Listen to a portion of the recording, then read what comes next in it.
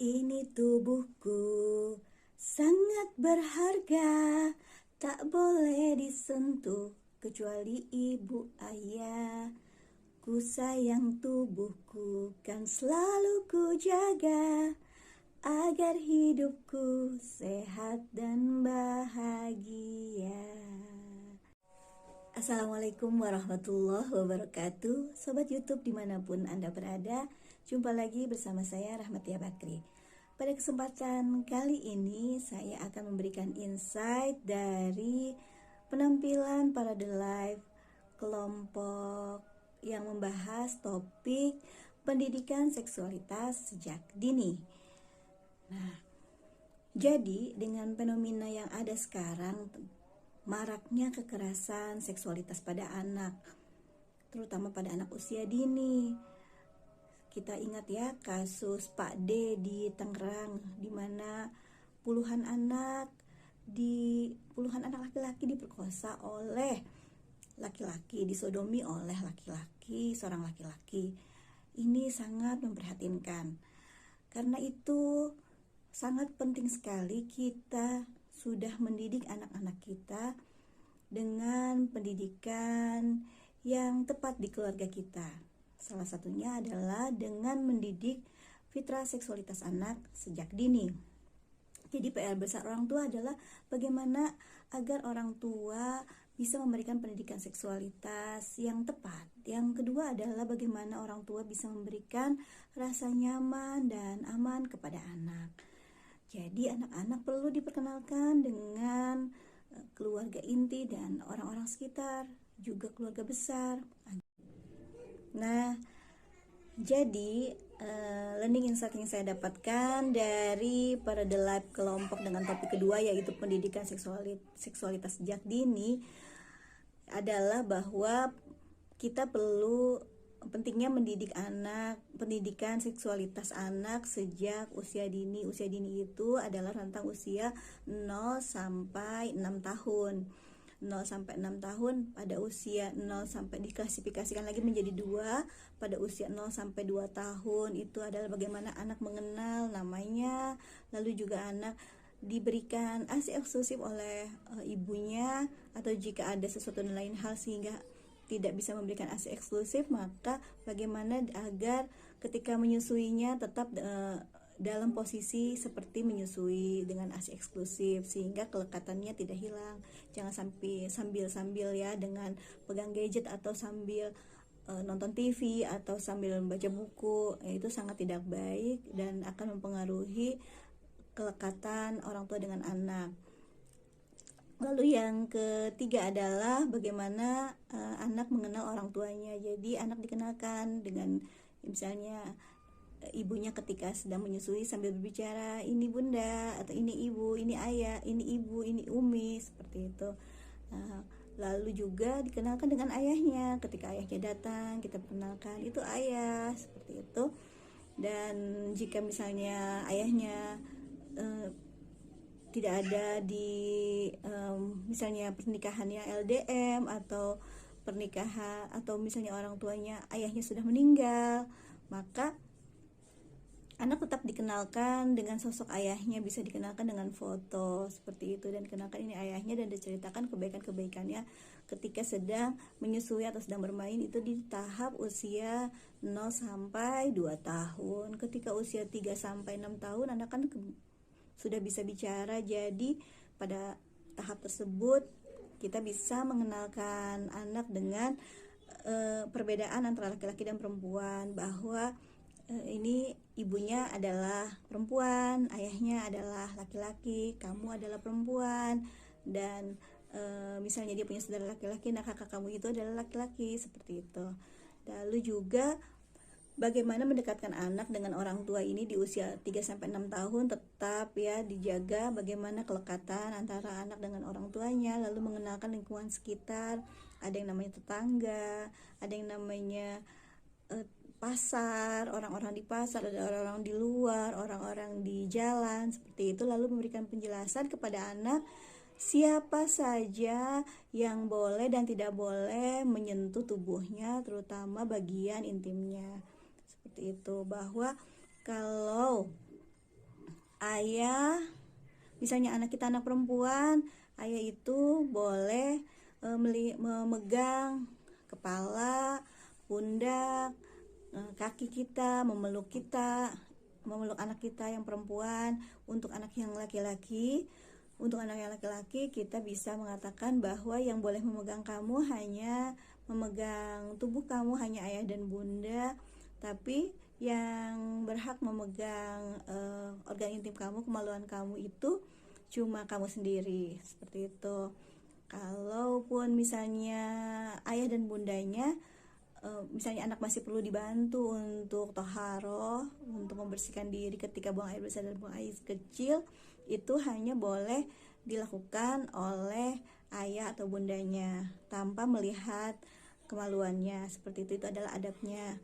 Kalau misalnya saya sendiri melakukannya adalah dengan tidak mau melihat kemaluan anak, walaupun itu adalah anak perempuan, seperti itu, supaya dia tahu bahwa ini adalah wilayah intim, wilayah privatnya dia, dan hanya dia yang boleh menyentuh. Seperti yang sudah lagu yang saya nyanyikan tadi itu di awal adalah lagu yang diciptakan oleh Ibu Eli Risman. Itu adalah salah satu usaha Ibu Bunda Eli Risman untuk menjaga anak-anak dari kejahatan seksual kepada anak.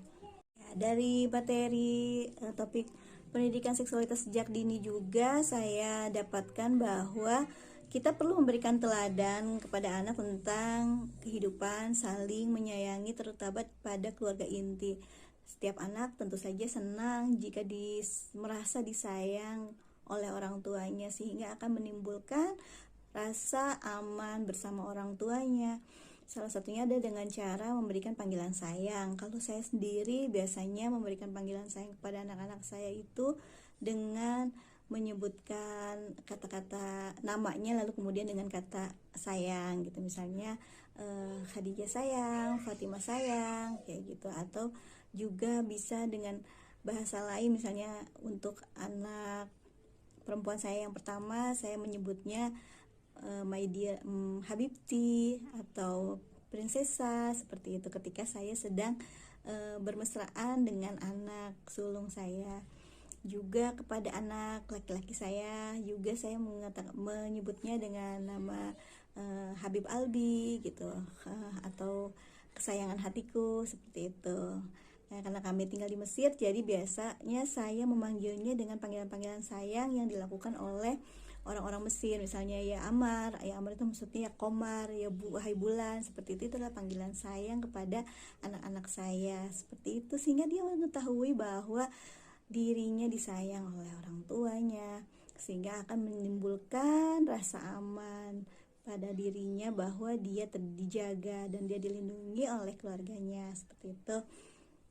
Lalu juga kita juga memperlihatkan kehangatan antara pasangan suami istri. Jadi kalau untuk saya sendiri, biasanya saya memanggil suami saya itu tidak dengan kata ayah atau memanggilnya dengan ayah, atau karena kami membiasakan anak-anak saya menyebutnya baba dan mama.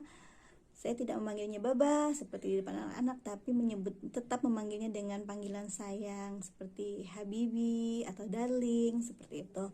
Ini untuk membuat anak-anak saya merasakan kehangatan orang tuanya, bahwa ayah ibunya saling mencintai, sehingga anak-anak yang merasa bahwa ayah ibunya saling mencintai akan tumbuh dengan perasaan tinggal di keluarga yang hangat dan aman, akan merasakan terlindungi, dan ini sangat berpengaruh pada fitrah seksualitasnya, bahkan fitrah individualnya, sehingga dia akan tumbuh menjadi anak yang percaya diri, seperti itu.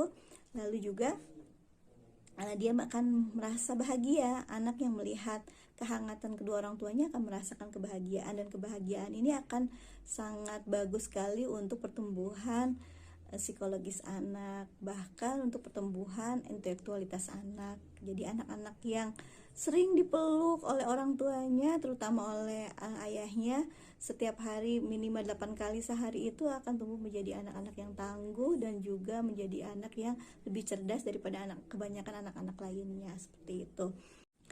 Dan anak juga bisa diperkenalkan dengan peran dan fungsi ayah dan ibu di rumah. Misalnya ayah itu bekerja mencari nafkah, ibu menjaga rumah, bagaimana agar rumah tetap rapi, bagaimana agar anak-anak tetap makan makanan yang sehat dan bergizi sesuai dengan jadwalnya, seperti itu.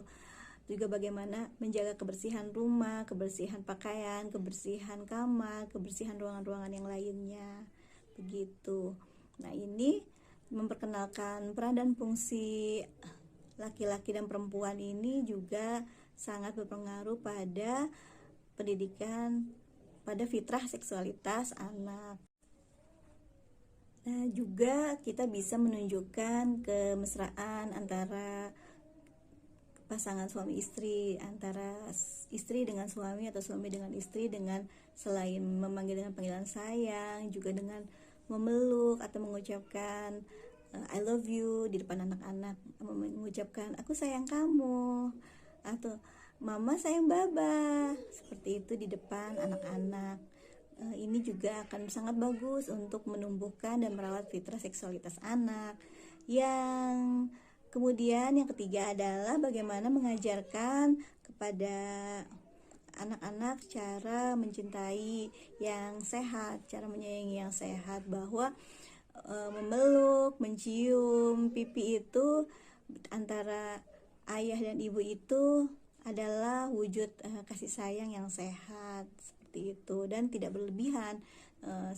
Dan perlu diperhatikan bahwa ketika kita antara suami dan istri itu ada saat-saat dimana memerlukan waktu berdua atau melakukan hubungan intim, itu jangan sampai berada di dekat anak-anak, karena dalam hadis saya disebutkan bahwa desahan nafas orang tua ketika desahan nafas antara orang yang sedang berhubungan intim itu jika terdengar oleh anaknya juga akan menimbulkan permasalahan seksualitas ke depannya, dan itu akan membuatnya mudah tergoda atau melakukan penyimpangan seksual. Jadi perlu diperhatikan ya ayah bunda, walaupun kita perlu menunjukkan kemesraan antara suami dan istri, tapi jangan sampai untuk masalah hubungan intim suami istri itu jangan sampai terdengar oleh anak atau jangan sampai terdeteksi oleh anak usia dini, karena ini sangat berpengaruh kepada fitrah seksualitasnya.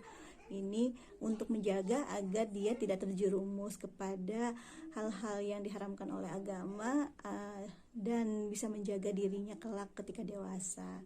Nah, untuk menumbuhkan fitrah seksualitas yang baik pada anak usia dini juga kita dengan cara menumbuhkan dan merawat fitrah individualitas yang ada pada diri anak. Bagaimana supaya anak tumbuh menjadi anak yang percaya diri sehingga dia mampu menjaga dirinya, menjaganya dari hal-hal yang membahayakan keselamatan dirinya. Juga ajarkan bagaimana untuk menjaga jarak dengan orang baru. Kalau yang kita lihat sebetulnya ya, untuk anak usia dini itu secara fitrahnya itu memang ketika bertemu dengan orang baru dia akan tidak langsung menerima, akan menutup, akan menghindar dulu, atau akan ada reaksi memeluk ibunya dulu atau memeluk ayahnya ketika disapa. Ada perasaan malu, ada perasaan takut karena itu adalah orang yang baru, dan ini sangat penting kita rawat. Ini adalah fitrah yang Allah berikan kepada anak-anak supaya apa? Supaya anak mampu menjaga diri, waspada terhadap bisa menumbuhkan nalurinya, bisa mempertajam nalurinya, bahwa dia bisa menilai orang baru yang mendekatinya itu orang baik atau orang yang jahat. Oke, jadi itu saja sedikit yang bisa saya sampaikan sebagai learning insight yang saya dapatkan dari Parade Live dengan topik pendidikan seksualitas sejak dini. Mudah-mudahan bisa bermanfaat buat teman-teman semuanya. Terima kasih atas perhatiannya. Saya Rahmatia Bakri. Billahi taufiq wal hidayah. Wassalamualaikum warahmatullahi wabarakatuh. Khadijah dan Fatimah, laki-laki atau perempuan? Perempuan.